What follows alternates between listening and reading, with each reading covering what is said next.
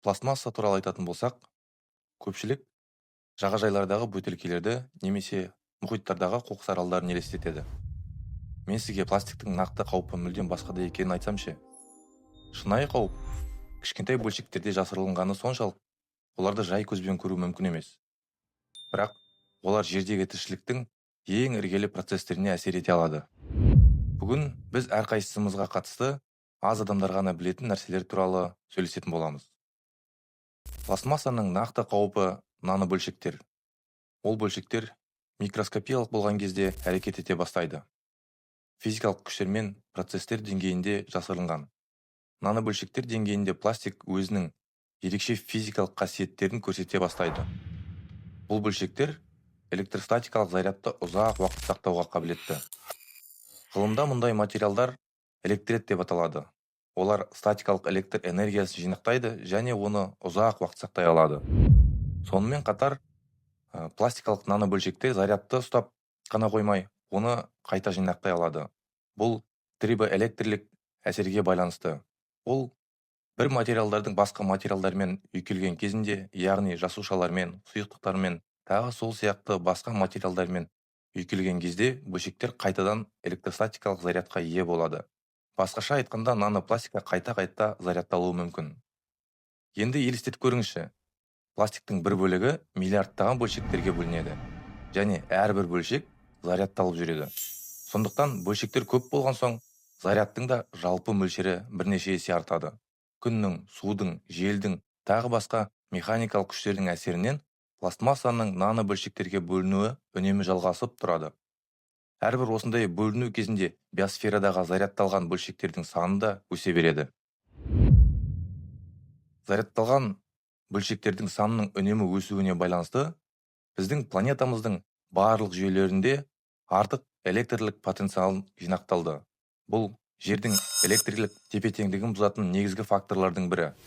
Бұл мұхиттардың жылынуына, атмосфералық ауытқулардың өсуіне, табиғи апаттардың саны мен ауқымының жылдан жылға артуына ықпалын тигізіп келеді. Бұл нанобөлшектер барлық жерге сіңіп кетті. Олар қазірдің өзінде табиғаттың ең құпия электрлік процесіне араласып әсер етіп жатыр. Табиғат идеалды жүйені адамды құрды. Біз өзіміздің денеміздің электр жүйесі деп ойламаймыз. Бірақ біздің денеміз электр жүйесі сияқты жұмыс жасайды. Ағзамыздағы барлық процестер электрлік импульстардың арқасында өзара әрекеттесіп тұрады. Бірақ біз бір нәрсені болжай алмадық. Адамның өзін-өзі жоюға қабілетті жау жасайтынын ойламаппыз. Бұл нанопластик бізді ішімізден, өмірдің өзегінен бастап, яғни жасушадан бастап жоя бастады.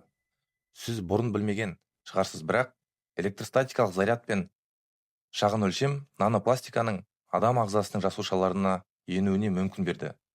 Нанопластиканың жасуша жұмысына әсерін әсіресе нейрондарға электр сигналдарының жұмысын істейтін жүйке жүйесінің жасушалары мысалынан байқауға болады.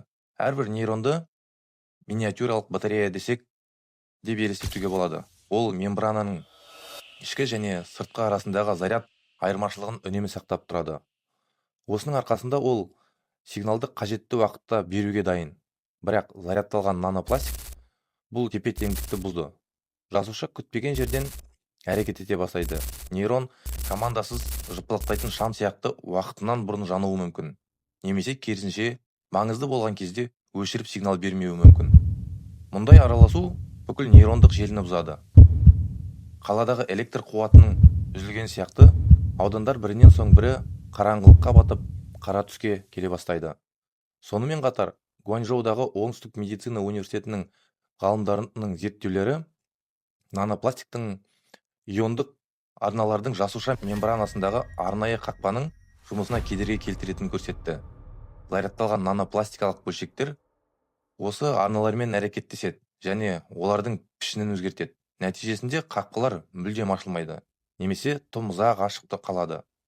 Бұл бүкіл жүйке жүйесіндегі сигналдарды толығымен бұзады. Нейрондар арасындағы байланыс күрделі электрхимиялық байланыс болып табылады. Онда ерекше молекулалар, нейротрансмиттер маңызды рөл атқарады. Олар хабарламаларды қатаң тәртіппен жеткізген хабаршылар сияқты ақпаратты бір нейроннан екіншісіне тасымалдайды.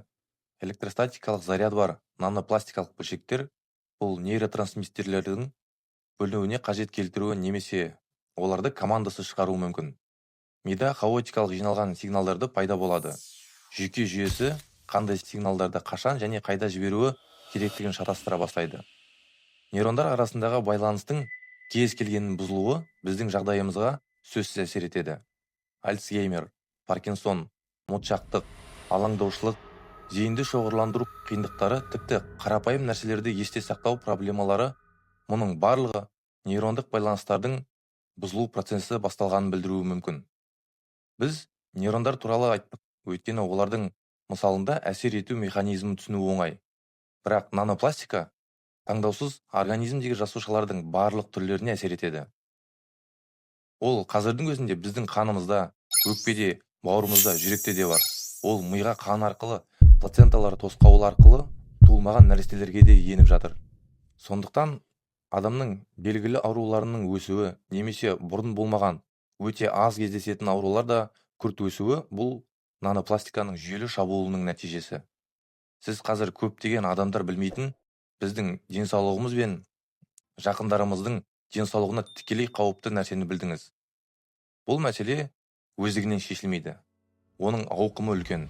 Ол бүкіл әлем бойынша ғалымдар мен мамандардың күш-жігерін біріктіруді талап етеді. Бірақ бірінші қадам ол хабардар болу. Адамдар мұндай қауіп бар екенін білуі керек. Шешімі бар. Ол физика, химия және биологияның қиылысында жатыр. Яғни оған қол жеткізуге болады.